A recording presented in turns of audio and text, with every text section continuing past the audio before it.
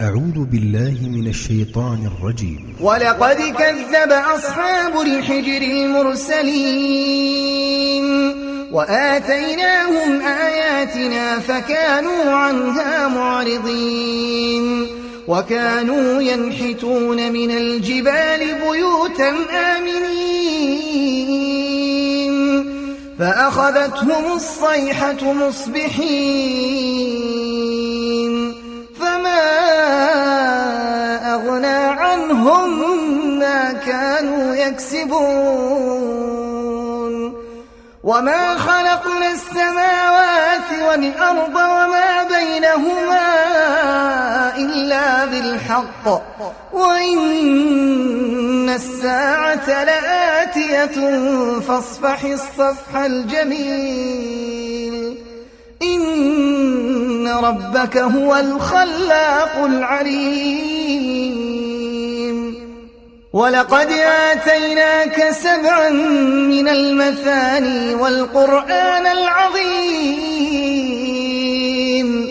لا تمدن عينيك إلى ما متعنا به أزواجا منهم ولا تحزن عليهم واخفض جناحك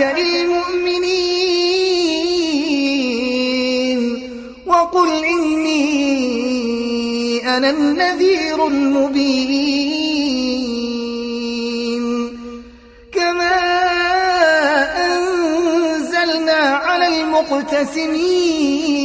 المقتسمين الذين جعلوا القرآن عظيم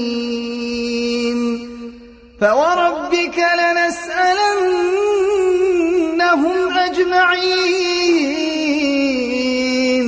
عما كانوا يعملون فاصدع بما تؤمر وأعرض عن المشركين إنا كفيناك المستهزئين